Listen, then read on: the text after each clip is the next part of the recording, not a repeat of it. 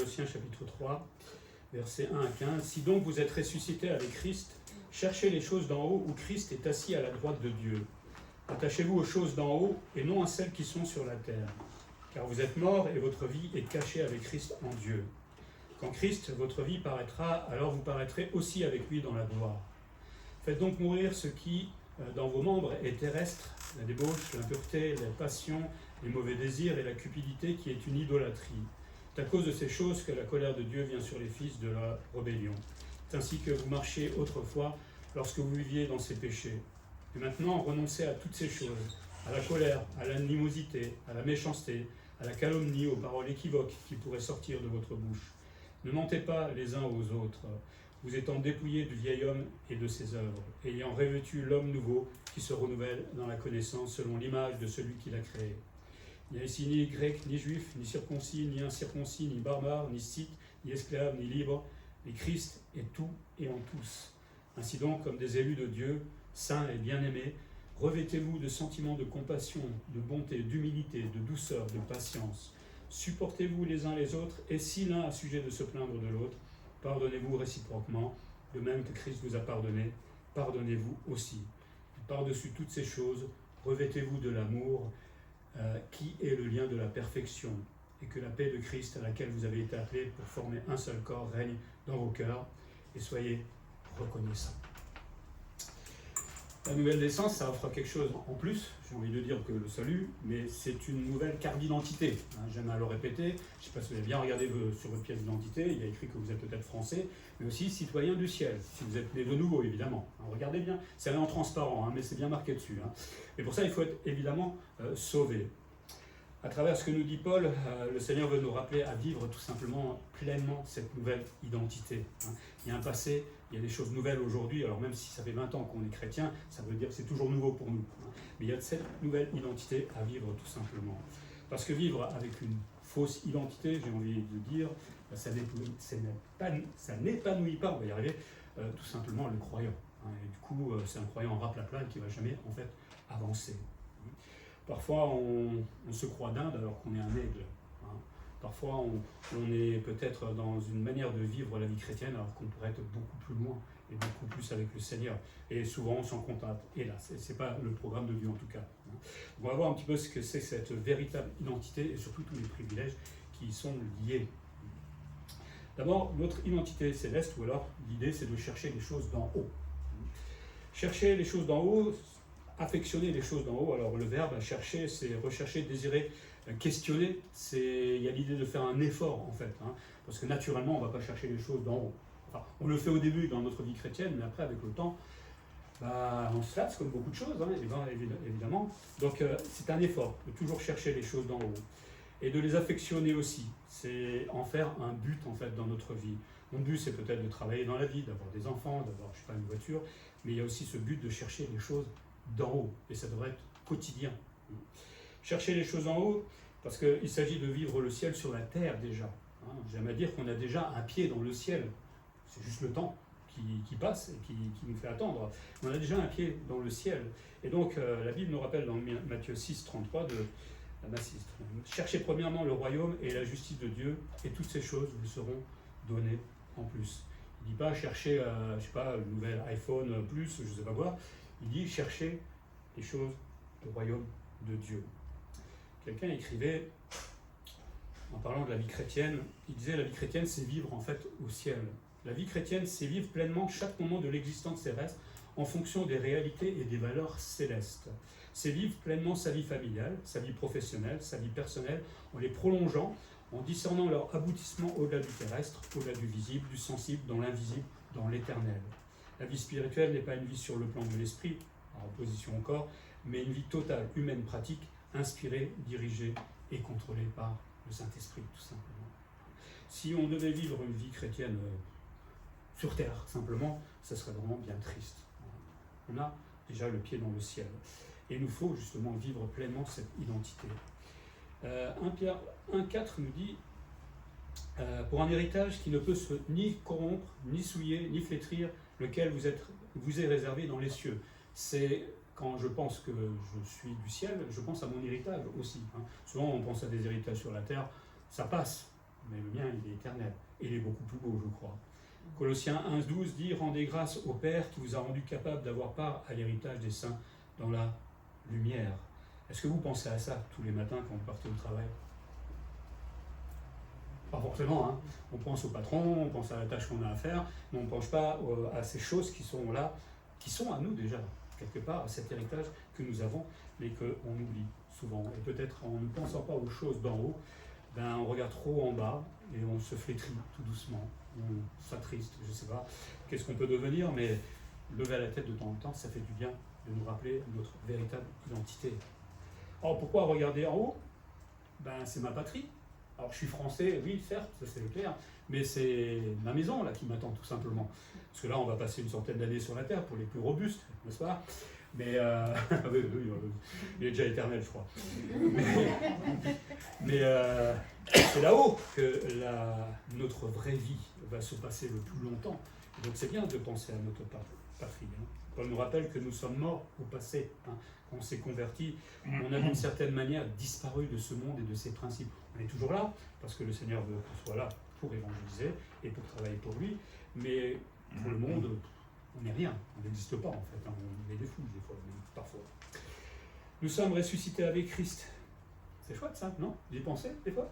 Ressuscités en Christ. Alors on le touche pas encore, mais j'y crois pleinement, hein, qu'un jour ça arrivera. Mais on est donc loin du monde, parce qu'on est des citoyens du ciel. Paul nous dit aussi, nous sommes cachés avec Christ en Dieu. J'aime bien cette expression, caché en Dieu. C'est comme si on avait une vie invisible aux yeux du monde. Hein. Ils ne comprennent pas ce qu'on fait. On est invisible pour eux, mais qui ne peut pas être compris par le monde. C'est normal. Autrefois, je ne comprenais pas non plus mes parents qui étaient chrétiens, ou les chrétiens globalement. Maintenant, je comprends un peu mieux. Caché à cause de notre gloire future aussi.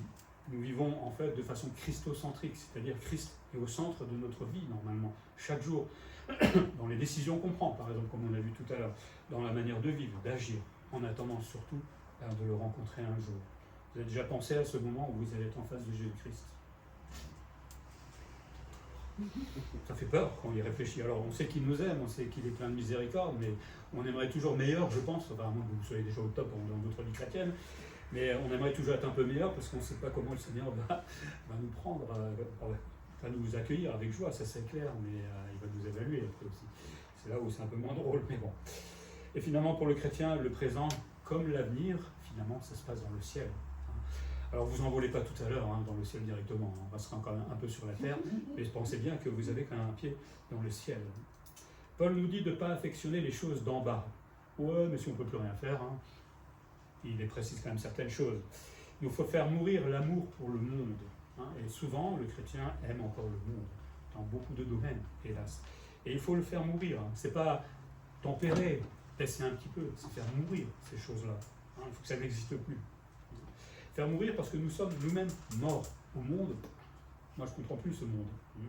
Et c'est comme cela que nous devons vivre. Faire mourir aussi nos membres, c'est-à-dire tout ce qui exploite les travers et les vices de ce monde. Alors, je ne pense pas que quelqu'un soit à 100% ici, vous savez, quelqu'un est saint, totalement saint. Non, vous me rassurez.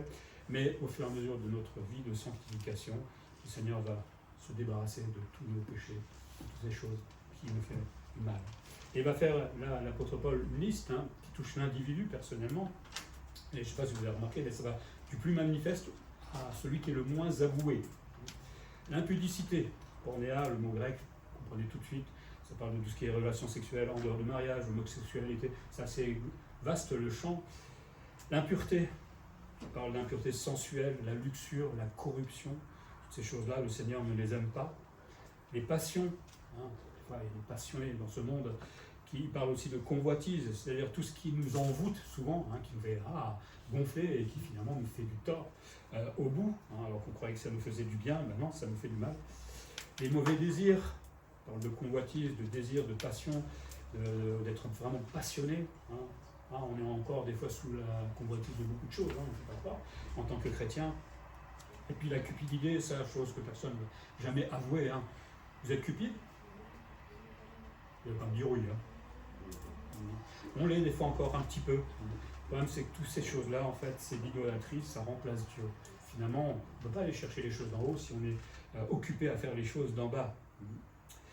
Cette vie appartient au passé du chrétien. Alors, c'est encore là, hélas, d'une certaine manière, et on essaie de s'en débarrasser au fur et à mesure, et le Seigneur nous aide à le faire, hein, mais globalement, cette vie appartient au passé. Et Dieu jugera tous ceux qui ne veulent pas changer d'attitude, et c'est la colère de Dieu qui s'abattra sur eux.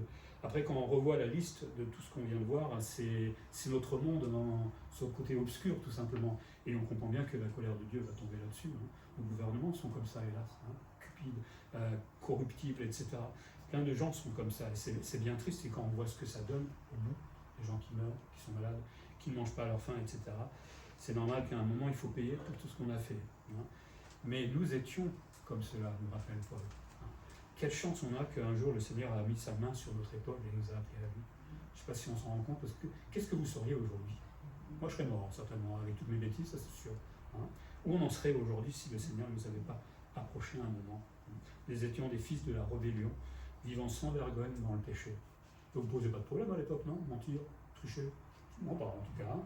Oh, il y avait des fois des petits problèmes de conscience, mais bon, ça, le monde le fait. De toute façon, hein, je pouvais faire pareil. Mais aujourd'hui, mentir, ça me pose un problème de conscience profonde. Voler encore plus. Bon, je ne sais pas que vous volez pas même. Mais c'est comme ça qu'on marchait autrefois, hein, mais c'est à l'imparfait en fait dans le texte. Donc aujourd'hui, nous vivons une nouvelle vie, nous vivons cette nouvelle identité en Christ. Hein. Notre nouvelle vie nous offre une nouvelle identité céleste. Et c'est ça qu'il faut se souvenir, elle est céleste. On a un pied dans le ciel. Nous sommes des filles et des fils de Dieu. C'est chouette, non? Se dire que je suis fils et fille de Dieu. Puis Paul nous parle d'un changement d'identité. Il nous va parler de cette idée de se dépouiller pour se revêtir. Quand on voit ce dépouillement, on voit que le chrétien a besoin de se dépouiller de sa vie passée. C'est-à-dire il va se séparer de ce qui est sur soi, il va se défaire de tout son passé, de toutes ses habitudes. Le mot parle même de se désarmer. Je ne sais pas, vous n'étiez pas armé autrefois. Mais on comprend l'idée, c'est quand même quelque chose d'assez fort. Il faut arracher tout cela pour l'enlever. Et c'est facile d'enlever le péché dans notre vie? Qui a arrêté de se mettre en colère ici?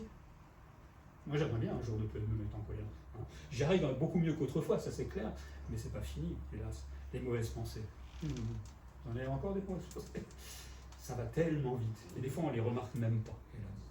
Tout ça, le Seigneur veut nous dépouiller de toutes ces choses. Dans le texte, c'est se dépouiller de ce qui fait partie du monde et de ses principes. Parce qu'on a encore des habitudes en fait du monde. Oh, elles sont minimes peut-être, mais les noms d'oiseaux qui sortent encore, ça arrive des fois. Ou la façon de vivre, on a encore ces petites choses qui sont enracinées en nous. Il va falloir s'en dépouiller, nous dit Paul. Se dépouiller, c'est renoncer, c'est se débarrasser de toutes ces choses. Et là encore une fois, il nous fait une liste. Se dépouiller de la colère, tout simplement. Le mot parle de colère, d'indignation, de punir, de punition. Au-delà de la colère, je pense que c'est savoir pardonner. Qui sait pardonner pleinement? À part Christ, évidemment. Des fois, c'est extrêmement difficile de pardonner. Des fois, c'est simple, parce que bon, ça n'a pas fait trop mal. Mais quand c'est douloureux, pardonner, c'est un long chemin. Très long. J'imagine qu'il va y avoir un livre, à mon avis, là-dessus quelque part. Enfin, j'en connais en tout cas. C'est un long chemin, et je pense qu'on n'arrive pas à un moment à se dire, ça y est, je sais pardonner. Je ne sais pas ce qui va m'arriver demain, je ne sais pas ce qui va arriver en France, si on ne veut plus nous laisser vivre ici, qu'on nous persécute, je sais pas, on tue notre famille. Vous êtes prêts à pardonner ces choses-là? Aujourd'hui, on va dire en théorie oui, mais le livre c'est autre chose. Donc il faut se dépouiller de cela et apprendre à ne plus se mettre en colère. Se dépouiller de l'animosité, c'est-à-dire la fureur, de l'irritation, des colères vraiment ardentes. Je pense derrière, c'est apprendre à se maîtriser. Le Seigneur nous demande de nous maîtriser. C'est pas toujours simple. La discipline, que personne n'aime bien la discipline. La méchanceté, bon, vous n'êtes pas méchant, mais des fois on l'est un petit peu quand même. Ça parle de peine, de méchanceté, de malice. C'est savoir offrir de l'amour. Des fois il y a des gens qui nous agacent au plus haut point, et la première réaction c'est quoi? Je t'offre mon amour, c'est ça? Il y a des choses qui se passent dans le cœur, et le chrétien, lui, va se dépouiller justement de cette façon d'agir. C'est pas évident, ça prend du temps. Mais justement, à regarder peut-être l'autre en se disant, il est dans cet état, il y a peut-être un problème chez lui. Je vais essayer de l'aimer, pourquoi pas l'aider éventuellement, plutôt que vouloir la sauver. Se dépouiller de la calomnie, blasphème, calomnie, on parle sur les autres de ci et de ça, alors que le Seigneur veut qu'on ait que des bonnes paroles. Il ne veut pas nous entendre parler sur quelqu'un d'autre, surtout pas dans l'Église. Se débarrasser des paroles déshonnêtes qui nous parlent de discours infâmes, obscènes, des grossièretés. On ne parle pas comme le monde, on ne formule pas les choses comme le monde, on est loin de toutes ces choses-là. Et si on dérape, parce que souvent on dérape, ça arrive, on peut demander pardon au Seigneur, il est fidèle et juste pour nous pardonner. Et puis, ne pas mentir tout simplement avec les autres, ça on le comprend, mais des fois on se ment à soi-même aussi. Oh, je suis fatigué pour aller à l'étude biblique, oh, je ne peux pas faire ci pour le Seigneur, etc. Des fois c'est des mensonges, mais on a trouvé la manière de présenter ça devant le Seigneur que finalement, non, c'est une forme de vérité, alors qu'on peut aller faire ces choses, on peut servir le Seigneur. Mais bon, on est humain encore, le cœur est tortueux par-dessous tout, qui peut le connaître? On va se dépouiller, mais pour se revêtir, on ne va pas rester tout nu. Et l'apôtre Paul me dit de revêtir l'homme nouveau. Se vêtir, ça signifie être vêtu. Revêtir, c'est s'enfoncer dans un vêtement. Vraiment prendre le vêtement sur le corps. Éphésiens 4, 20 à 24, Paul dit, mais vous, ce n'est pas ainsi que vous avez appris Christ, si du moins vous l'avez entendu, et si conformément à la vérité qui est en Jésus, c'est en lui que vous avez été instruits à vous dépouiller, eu égard à votre vie passée, du vieil homme qui se corrompt par les convoitises trompeuses, à être renouvelé dans l'esprit de votre intelligence et à revêtir l'homme nouveau, créé selon Dieu dans une justice et une sainteté que produit la vérité.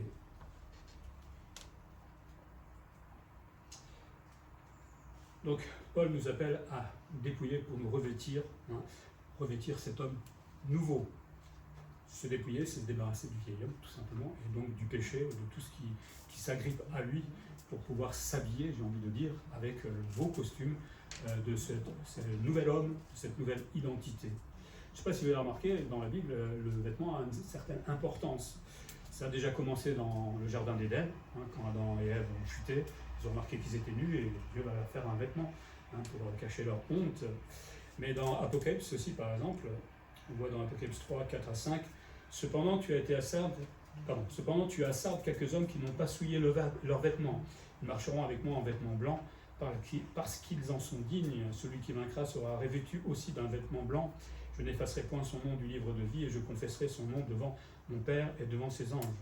Et en Apocalypse 7, 14, je lui dis, mon Seigneur, tu le sais, et il me dit, ce sont ceux qui viennent de la grande tribulation, ils ont lavé leurs robes, ils les ont blanchis dans le sang de l'agneau. On voit que le vêtement a donc quelque chose d'important dans la Bible, et nous, on doit revêtir cette nouvelle identité, parce qu'on ne peut pas avoir deux vêtements en même temps. Soit je me débarrasse de mon passé pour vivre la nouvelle vie, soit je reste avec mon passé, et ça c'est bien triste, parce que finalement on ne va pas profiter pleinement de ce que veut faire le Seigneur avec nous. Mettons le bon costume, tout simplement. Pourquoi se revêtir, vous allez me dire, Paul en parle, d'abord à cause de l'homme nouveau, qui est l'antithèse en fait du vieil homme, même si je pense qu'il y a une petite passation entre les deux, il y a une petite transition qui se fait, mais l'idée c'est d'aller quand même vers le nouvel homme. Nous sommes nés de nouveau, nous avons une nouvelle vie. Pourquoi vivre comme autrefois?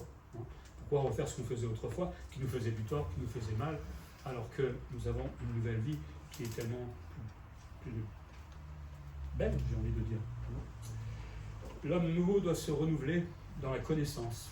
Alors évidemment, dans la connaissance de la parole, dans la connaissance de la volonté de Dieu, on doit rebooter, j'ai envie de dire, le petit ordinateur qu'on a dans notre cœur et dans notre cerveau, pour connaître la véritable connaissance de Dieu. Autrefois, on connaissait peut-être Dieu quand on n'était pas croyant, ou on connaissait quelque chose, mais le chrétien lui apprendre à vraiment connaître Dieu, et ce n'est pas quelque chose qui se fait une fois, c'est quelque chose que je vais apprendre à faire durant toute ma vie. Vous connaissez tout de Dieu, là? Alors, on peut déjà connaître beaucoup de ce qu'il a révélé dans la parole de Dieu. Donc, lui lisez 10 fois la Bible, déjà ce sera pas mal, et vous connaîtrez ce qu'il y a dans les Lévitiques, n'est-ce pas, qui sont très intéressants malgré tout, même c'est vrai que c'est pas toujours terrible, mais plus je lirai la Bible, et plus je connaîtrai Dieu, sa volonté, ce qu'il demande de faire dans ma vie, etc. Et plus je connais évidemment Dieu, et plus ma vie devient paisible, simple, j'ai envie de dire. Quand je suis à la croisée de chemin, tel verset arrive, un autre a une expérience peut-être dans la Bible, ou ça, et puis je sais comment avancer tout simplement. L'objectif, c'est d'être selon l'image de celui qui l'a créé. Vous avez vu, c'est pas juste être un petit peu changé, selon l'image de celui qui l'a créé, c'est-à-dire à l'image un peu du début, quand Adam et Ève étaient dans le jardin d'Éden et qu'ils étaient encore innocents, et à l'image de Christ tout simplement. Il y a du boulot, non? Il y a un sacré boulot pour aller jusque-là. Pourquoi se revêtir? Parce que Christ est tout en tous. Nous sommes tous au même niveau, les pécheurs, graciés, par le sang de Jésus-Christ. Et c'est ça que j'aime bien dans l'Église, c'est que je ne peux pas me dire à un moment je suis meilleur que toi. Ah non, on vient tous du même endroit, de ce monde et de pécheurs, et puis à un moment on a été graciés de la même manière par le Seigneur, et personne ne peut prétendre être un meilleur chrétien qu'un autre, hélas, parce qu'on est sauvé de la même manière. Alors, on peut être un meilleur chrétien en termes de foi, dans le sens où on est mûr, on avance, exactement, mais je pense que quelqu'un de mature ne va pas se montrer. Vraiment, justement, il sera beaucoup plus humble. Il n'y a plus de distinction aussi, ne dit pas, ni race, ni religion, ni culture, ni hiérarchie ou sociale. C'est ça qui est formidable dans l'Église. Il n'y a pas des chefs ou des gens qui servent quelque part. Alors, on sert tous le Seigneur, c'est vrai, mais on est tous au même niveau et nous ne regardons pas à nous-mêmes, mais seulement à Christ, qui est tout pour nous. C'est ça qui est formidable. Et pourquoi se revêtir encore? À cause de notre élection. Nous sommes les élus de Dieu, à partir du moment qu'on a accepté à Christ dans notre vie comme sauveur, nous sommes ces élus que Dieu a choisis. Nous sommes des saints, c'est-à-dire des chrétiens qui sont consacrés, qui sont mis à part pour servir tout simplement le Seigneur. Est-ce qu'on l'est comme ça? Est-ce qu'on est vraiment mis à part? Ou est-ce que le monde nous attire encore un petit peu? On n'a pas le temps pour ça ou ça, je ne sais pas. Et puis on est des bien-aimés. Vous imaginez, Dieu me dit je suis son bien-aimé. C'est pas beau ça? Ça fait bien, moi j'aime bien quand même. Il le disait de Daniel aussi à l'époque, mais nous sommes ces bien-aimés, et rachetés, aimés d'un amour immense, immense de la part de Dieu. C'est ça ma nouvelle identité. Quand vous pensez à votre travail, laissez tomber ça. Vous allez travailler de toute façon sur le chemin, pensez plutôt à ça, c'est quand même plus agréable. Quand votre patron va vous voir arriver, vous allez flotter dans le ciel, tellement vous allez penser à ces choses. Non, mais bon, on se comprend. Pensons de temps en temps à toutes ces choses qui sont des vérités, finalement, et dont ça fait tellement de bien. Se revêtir, c'est vivre l'homme nouveau, c'est-à-dire notre véritable identité écrite en Christ. On passe, je pense, moi-même, des fois, je passe des fois à côté de la vraie vie que le Seigneur veut me donner. Parce que on cesse un petit peu aller des fois. Et troisième chose, le caractère de cette nouvelle identité, ou comment on se comporte, celui qui est revêtu, celui qui a cette nouvelle vie. Alors, se revêtir, on voit là une liste de plusieurs qualités aussi dont il faut se revêtir, mais pas cultiver. On peut dire, oui, je sais qu'il faut que je fasse ça, ça et ça. Non, il faut le faire, pas juste y penser. Il faut se revêtir d'entrailles de miséricorde, parce que c'est là, dans le siège des émotions, c'est avoir une profonde miséricorde pour l'autre. Et c'est pas évident. C'est pas toujours évident. Alors, pour ma famille, voilà, ça va, et encore des fois aujourd'hui. Mais alors, pour celui que j'aime pas du tout, le clochard, l'autre, le punk, ou je sais pas quoi, ou mon collègue qui me saoule, c'est pas simple, je reconnais, mais justement, on se révèle de toutes ces choses-là. Ça veut dire qu'on va apprendre au fur et à mesure à demander de l'aide au Seigneur pour avoir de la miséricorde pour tout le monde. Se revêtir de bonté, c'est l'altruisme, la préoccupation de l'intérêt des autres. Vous êtes préoccupé par les autres? Soyons honnêtes, on est rarement préoccupé par les autres. On pense souvent à nous. D'abord, ce qui est un peu normal et légitime, à notre famille. Mais l'autre, c'est dans l'église, c'est mon frère, c'est ma sœur. Est-ce qu'on connaît les situations des uns et des autres? Oui, je prie pour toi. Je ne sais pas pourquoi prier. Donc, de temps en temps, prenez des nouvelles des uns et des autres. Préoccupez-vous de votre frère, de votre sœur. Et justement, là, il y aura de quoi, il y a matière justement pour prier ou pour l'aider d'une autre manière, éventuellement. Se revêtir d'humilité. Comment ça fatigant, ce pauvre-là. Qui est humble parfaitement ici? Tu vas commettre ton premier péché d'orgueil en disant que tu es trop humble. L'humilité, c'est avoir une opinion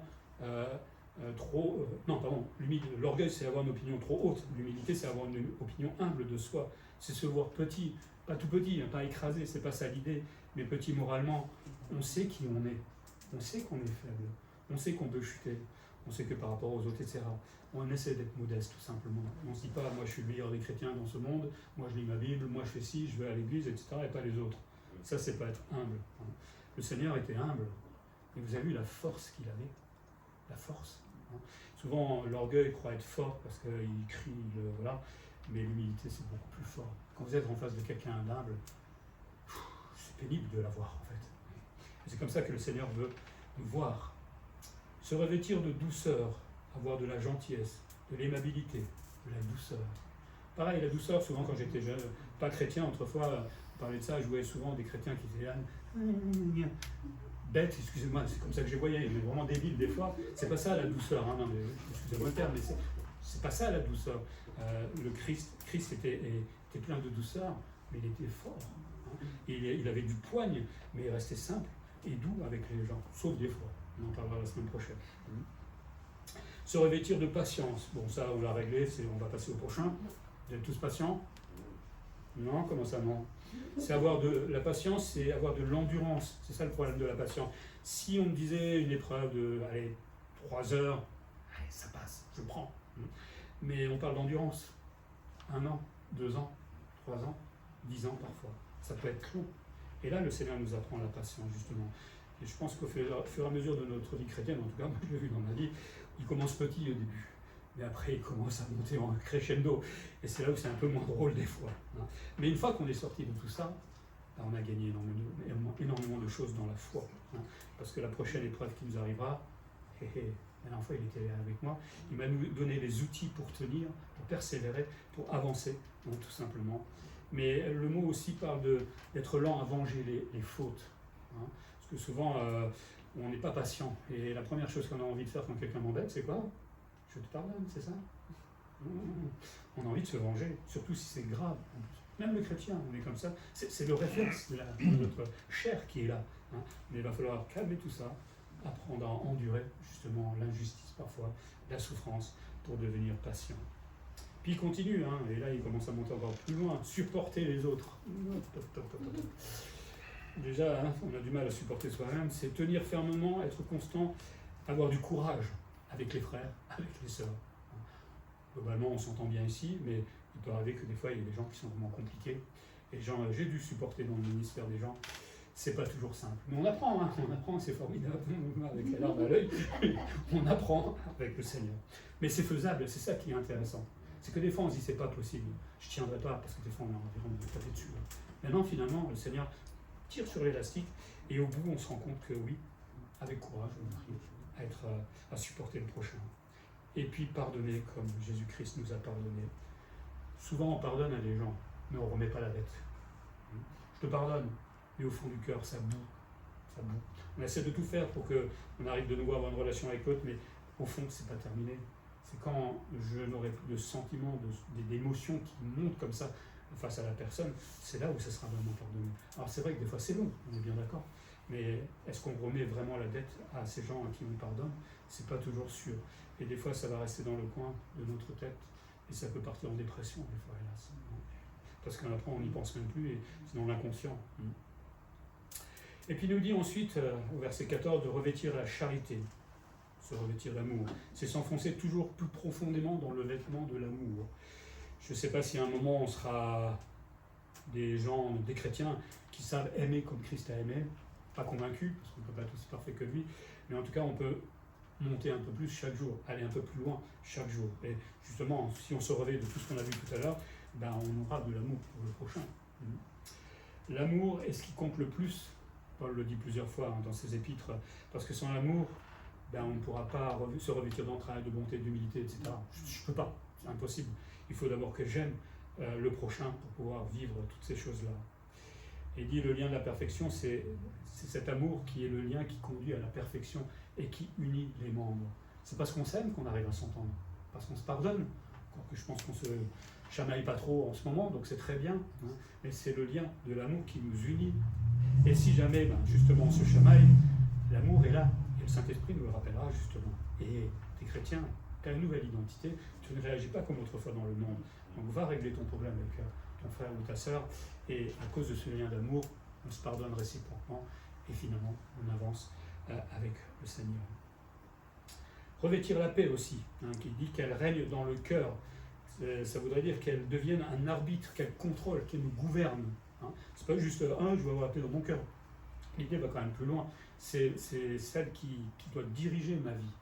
Le Seigneur veut qu'on soit en paix dans le cœur, mais nous on ne veut pas des fois.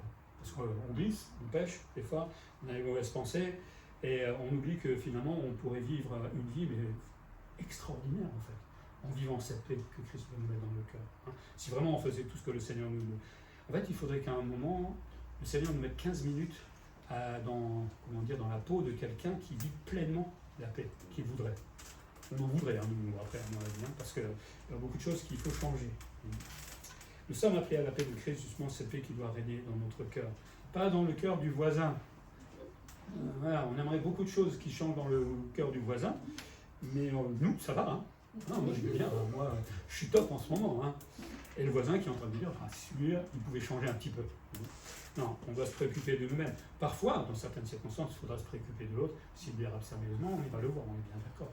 Mais en attendant, essayons de cultiver cette paix dans notre cœur à nous. L'objectif de cette paix, c'est, comme dit Paul, c'est de former et de bâtir avec soin le corps de Christ. Quand il y a l'amour, quand il y a la paix, l'Église devient forte, l'Église grandit aussi.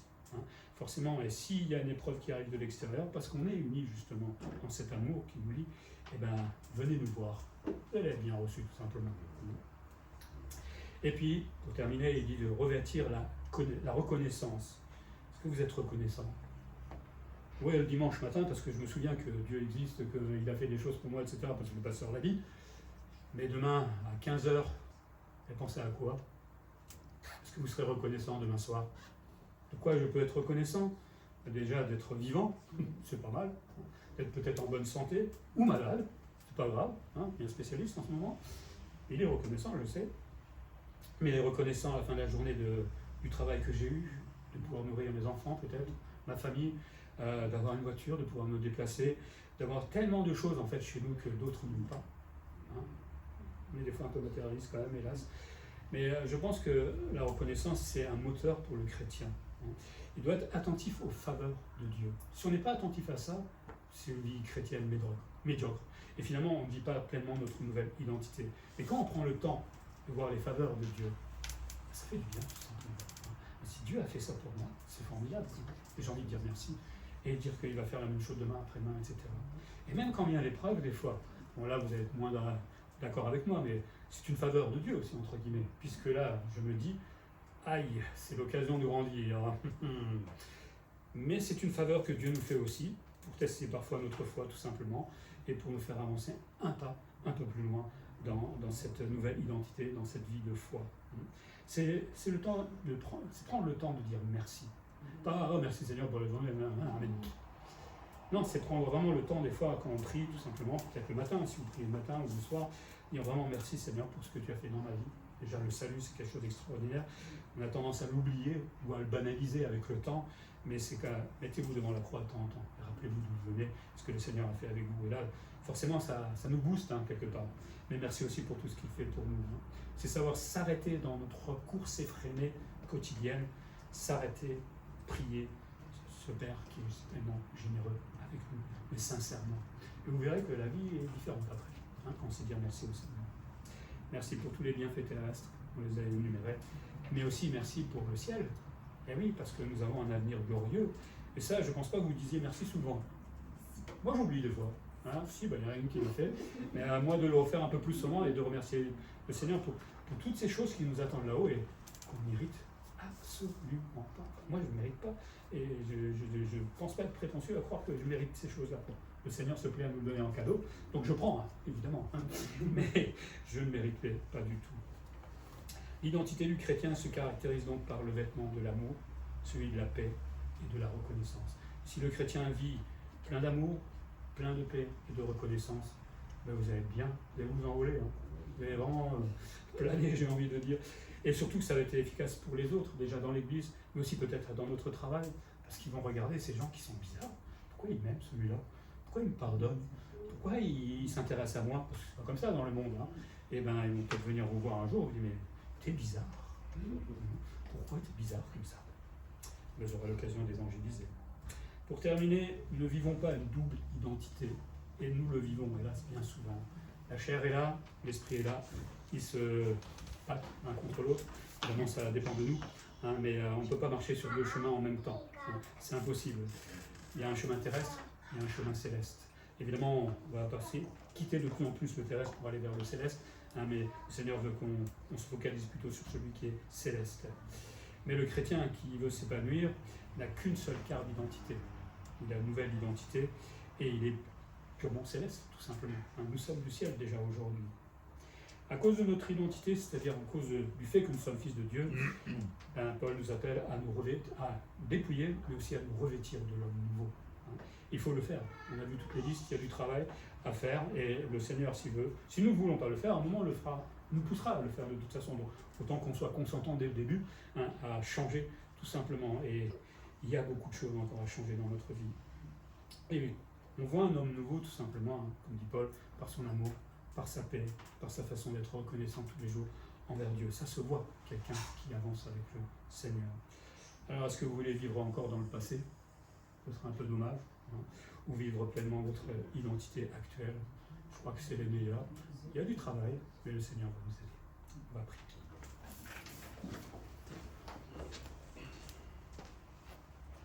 Seigneur, merci pour la nouvelle vie que tu nous as donnée, qui est, au regard de ce que nous avions vécu autrefois, en tout cas pour moi, absolument extraordinaire. Une vie faite de joie, de paix, d'amour, Seigneur, alors qu'autrefois elle était faite de douleur, de souffrance, de mensonges, de péchés abominables. Seigneur, c'est vrai que ça change de te connaître. Et c'est vrai aussi que nous sommes parfois un peu à la traîne et nous marchons encore sur deux chemins en même temps, pensant que voilà, on a le temps encore d'avancer, mais Seigneur, ce que tu désires, c'est que nous allions plus vite, que nous nous dévêtions de toutes ces mauvaises habitudes que nous avons prises dans le monde pour revêtir les bonnes, Seigneur, toutes celles que nous avons évoquées tout à l'heure. Apprends-nous à lutter contre notre chair, apprends-nous à accepter d'être corrigés par le Saint-Esprit, accepte-nous à vivre tout simplement ton plan pour nous. Seigneur, fais-nous lever la tête tous les jours plutôt que la baisser vers le monde, mais à chercher tout simplement les choses du royaume, à chercher les choses du ciel, parce que c'est notre avenir, c'est notre joie et c'est notre gloire aussi, Seigneur. Voilà, aide-nous encore durant cette semaine et réjouis-nous de cette nouvelle identité. En Jésus-Christ. Amen. Amen.